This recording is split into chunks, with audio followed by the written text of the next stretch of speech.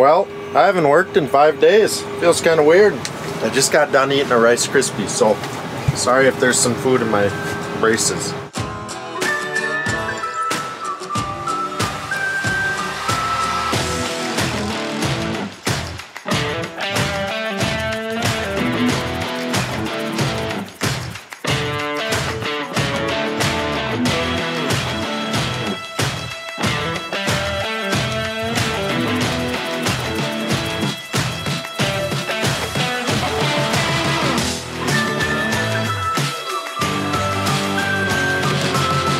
I am spraying, and I parked all weird here, you know, like cornered up into the shed because I had to load it up with government juice.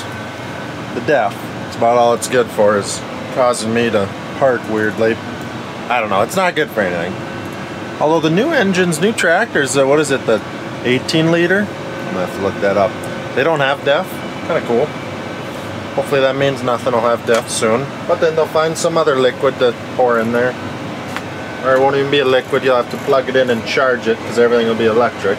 No, we're not getting into it. It's too early for that. So, I am going out to spray black bean fungicide. We finished herbicide spraying, and now we want to watch out for white mold and other fungal diseases. I don't know, white mold's the one I'm always scared of. I don't really know what else there could be. Certainly don't know their names. So I have a lot of driving today. You guys want to see the most unique lunch I've packed? So first off, kind of some normal stuff. Breakfast bars. Then I didn't steal any leftovers from my folks, and I don't really like bread because it gets all over my braces, and the tortillas seem to work better, so I made a meat and cheese tortilla. And I really like croutons, so I threw in a bag of croutons, and there's no salad because I don't know, the lettuce is for the animals that I like to eat, but that's my lunch. Oh, and then I got about 16 different things of vitamins in here because not feeling the greatest, got something going on, so we're just keeping the body filled up on what it needs, especially ibuprofen. Oh my, the road? These are actually really good. Chewies, the Quakers. It gets all over in my braces, but they're too delicious that I make a sacrifice for it. Well, welcome back, guys. What's going on now?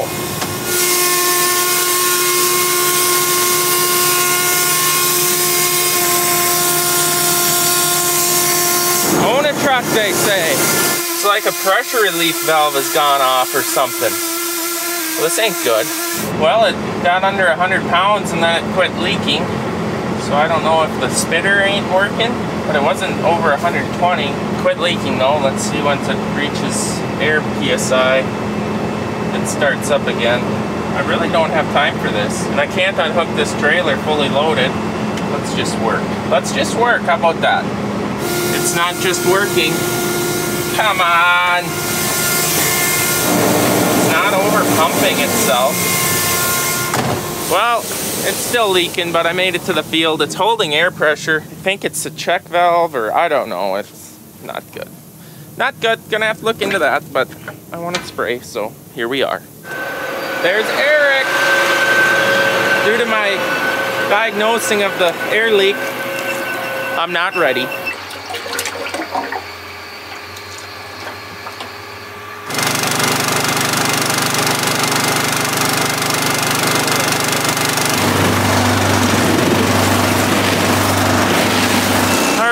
Everything in there. Now we're just heading for 2,400 gallons. So it's going to be a kind of a special batch. This is a 118 acre field.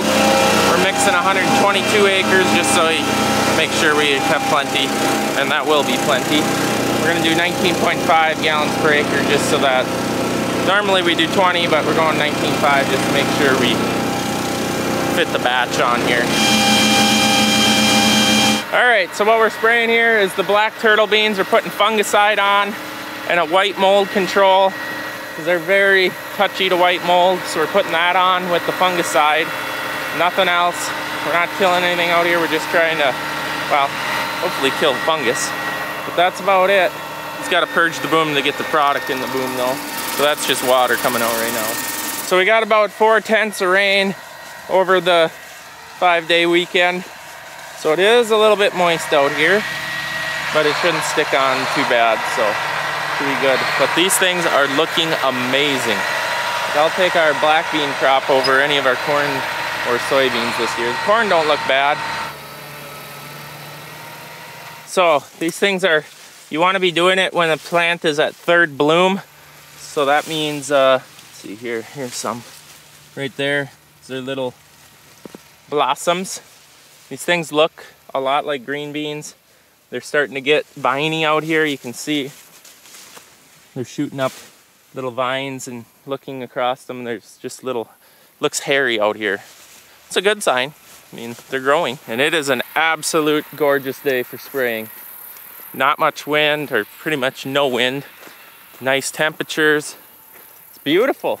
He's gonna be running a little bit higher tip pressure with fungicide because you want it more of a mist, more contact area on the plant, better off you are. You don't have to worry about drift really, like to neighboring crops, because it ain't gonna hurt them. If anything, it'll help them. A little different than spraying like for weeds. Then you gotta worry about drift. All right, I got my next batch mixed up here. Most of it's in 2.5 gallon jugs, except for that up there, which is just a spreader sticker adjuvant. Other than that, now it's just time to wait. Next field's that way, it's quite a ways, so I'll just be hanging out, waiting to mix them up a 90 acre batch because it's a 175 acre field, so I gotta make 2 loads. So easy to mix, I'm gonna be bored today, I think.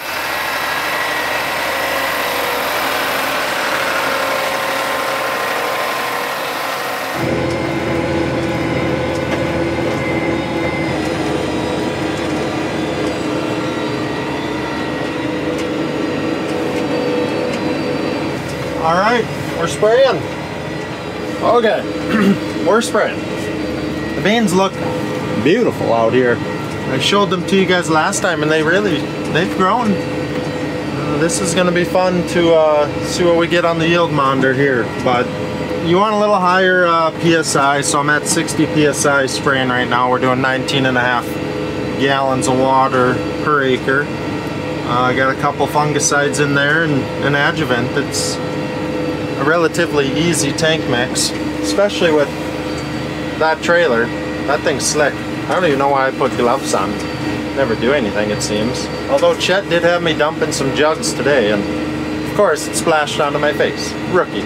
I should just stay in the cab. Yeah, these canopied really nice. Some of the low, well, maybe it got a little too wet. The beans are a little shorter. There's a little bit of weed pressure there, some water hemp that snuck through all the spray. But overall, this field is extremely clean, which is going to be nice because Chet and I were talking about desiccation later on, probably late August. We maybe can avoid using paraquat, which helps with our ability to come back to the field and harvest sooner, because you got to wait 7 or 10 days before you harvest if you use paraquat, which you have to use paraquat when you got a lot of weeds, and we don't, so might be okay here. Yeah, sorry, I had to turn around there. We'll for sure use Sharpen. Is our main desiccation herbicide or chemical. Shouldn't call it a herbicide. That does a good job at killing the beans. The paraquat adds a little more cost, but when you have large water hemp, you need to use it to try to kill and dry down those thick weed stems. So we'll have to see what we decide in a month here, so month and a half, if we're gonna end up throwing both chemicals at it. This field's clean. The other fields are pretty much the same as this. This one just is a lot further along. Got the rain when we needed it, and these beans are beautiful. So it's good ground here. It's a good field to have edibles on. Long ways away from the farm, but it's definitely going to pay off this year because it's raised one heck of a crop. All right, I just talked to Peterbilt, told him what was going on, and he said go up here. Should be a little hose going to a sensor with 2 wires coming out of it. Check that out, see what you see. And what I see is the 2 wires that have no insulation left on them. So that tells me it's, well, obviously the wires are shot. So this is where the issue is at, and it's not telling it down there to relieve itself. Makes sense. I told the guy, I said, well, I see exposed wires touching each other. I suppose that's probably the issue. And he said, I'd probably put money on that. Well, at least I can drive it. It's just not telling the air compressor to shut off and dump its air. So I'm just going to make sure it don't over pump. But I don't think this is going to shut me down for the day. But I do got to get parts ordered. That looks fun to work down in there. Well, I think I got the parts ordered. I don't know what it's called. I talked to the service guy, then I talked to the parts guy, and yeah, it's the doohickey by the doohickey behind the fuel filter. It's got wires on it. This should be interesting to see what I get. Boy, I have really gotten myself into a place I don't want to be. The field I need to spray is right here, and they're resurfacing the road. Oh man, I'm just waiting for the butt chewing. The guy, the flag guy's like, you can't stop down there. I said, I'm stopping. I gotta get to the field. Oh, I'd have to talk to the supervisor. I said, well, you can talk to him, but I'll be sitting down there. And now, of course, right where I need to load is where all the action's happening. Here comes the oil truck. I feel very nervous, let's just say that. Not a single one of them are very friendly either. They don't even wave. Well, if I'm going to be in everyone's way, I might as well be comfortable. I can't even begin to tell you how nervous this makes me. I don't like this at all, but I got to get my job done just like they got to get their job done. So what are you gonna do?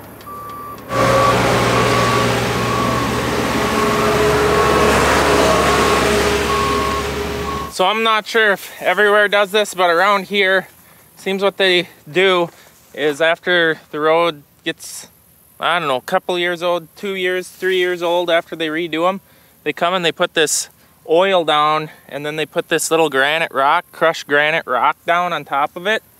And then that's what those things that are beeping and driving like crazy all over the road are doing, packing this into the tar. And basically what that does is, like right here, here's a crack in the road, and they put tar down. Ooh, it's really soft. At some point, and now this gravel, they put oil on, so this crushed granite sticks to the road, and then it kind of covers up the crack so you don't. It works for a couple of years. That's all I'll say. It should be done every couple of years, but yeah, that's what they're doing. Kind of fun watching them, actually. I'm tracking Eric. He's currently sitting 1.5 miles down there. The flag guy. I wonder if the flag guy is causing him trouble. I can't really imagine that they like this being driven on with a tractor, but we'll see if they let them through. I guess it'll be their call. The pilot car has left you. She's going too fast. They're just ripping by me. We gotta be careful we didn't wear high vis. How is this gonna work? I would try not to turn too aggressively on their nice new tar. That might not make them too happy. Yeah, but he's really oiling it down. You're about to hit the real action spot shortly. This is cool.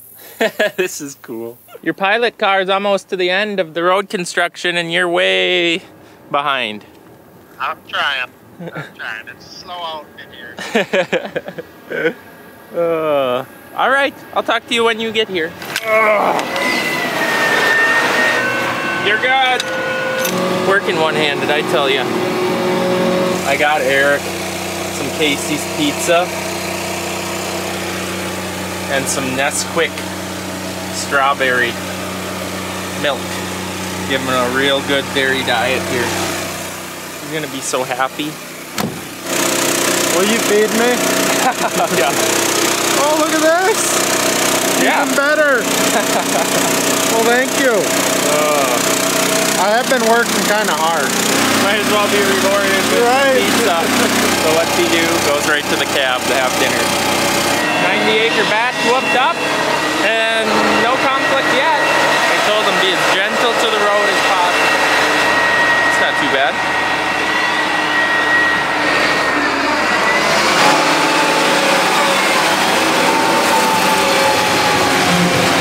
Alright, we are finally out of the chaotic zone. Got them loaded up, and we're back to this field that's next to the field that is dying of soybeans. Let's go take a look at these things, see what see what we're seeing, see what our new replant's looking like, and let's check it out. So where the beans are good and growing, I mean, they're almost knee high.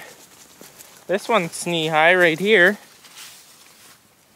And then this is, I think, a spot he replanted. Yep, right here's what we got going on. As you can see, Brody's just been going any which direction out here. Here's our new planted rows going right there. The original ones are these short yellow, almost dead ones. So when we replanted these, we put a different variety out there, way more defensive for this issue we're having. But here is the beans that are supposed to be knee-high right now. Obviously over there you can see the good beans and then this vein of hot ground. And here's the new beans. So the new reseeded beans that are higher defense are now to the original planted ones' height, and these, I mean, are dead. So I guess we have hope of the next soybean doing better. So once they get to another week or so is when these started dying. So we'll know if they're gonna turn yellow and die too, or if it's just gonna be what it'll be and hopefully get somewhat of a crop out of these areas. It is looking a tad bit better now than it was, just because I think you can kind of see this new growth in these yellow spots. I'm supposed to get my drone up once a week and take aerial photos of it, but now that the new growth is coming through, I think it's just gonna look better and better as it goes. But it ain't that the original planted beans are good, it'll be that the new beans that we just planted will be good, if that makes sense. Let's hope. Let's hope. And honestly, I was really concerned when we were out here planting and interseeding and running over all the crop, but Brody planted right through here, and the beans that were here seems to have survived it, except for where he turned, raised and turned, that's noticeable.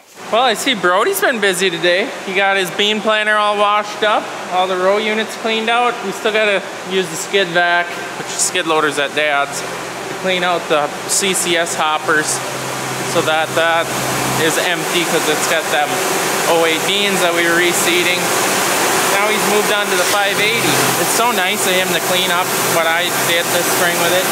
Right. Few hours that I ran it. Yeah, you did get it muddy pretty quick. Yeah, found the mud hole immediately. I suppose its next job will be with me. Yeah. It'll get muddy. It's gonna learn a whole new respect. It's gonna hate its life. Yep. Oh yeah. He just loves washing.